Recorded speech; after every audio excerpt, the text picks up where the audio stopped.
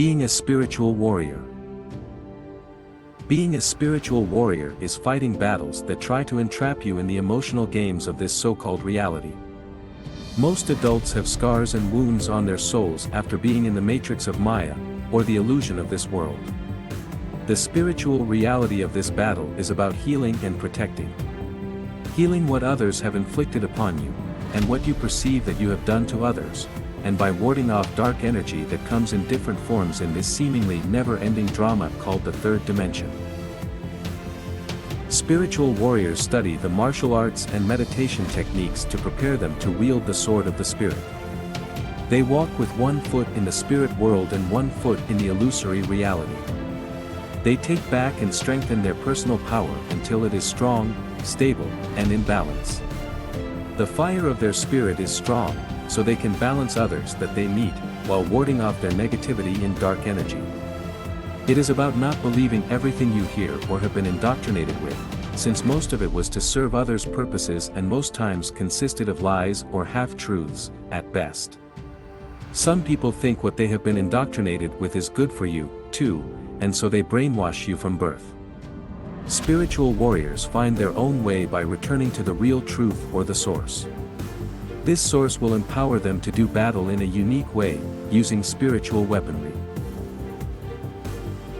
It's all about energy and duality.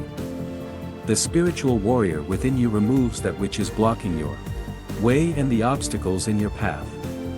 This can include anything such as addiction, attachment to the lower physical realm, and disease of body, mind, and spirit. This can be outside yourself in the form of people who need to be cured, and others that need to be eliminated from your life. If they have a fossilized mentality and belief system filled with hate, let spirit guide you to release them from your presence and to protect the ones you know who could be affected by this entity. The spiritual warrior has a type of vision that sees beyond the apparent form or illusion and cuts through the veil. The spiritual warrior has learned control and how to energy shift and deal with any situation. The spiritual warrior is a soldier of the cosmos and universal mind which directs them to do battle by healing and peaceful methods while still having the power of a warrior. Being a spiritual warrior is learning the sword of no sword and mushin, which are the techniques of emptying the mind so spirit can work through them. It is the highest calling, because a warrior is a healer in the greatest sense of the word. It's a fine line that they walk and requires seeing with the third eye and feeling with extra senses.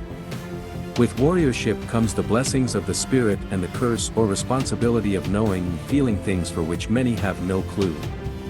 This includes empathy and feelings you pick up on and have to deal with while keeping yourself protected and centered.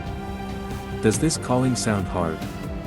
It becomes easier the more you let yourself be directed from above. As above, so below. Everyone has the potential to train and be a spiritual warrior. Do you hear the calling? I hope so. We need you. If you're not part of the solution, you've become part of the problem.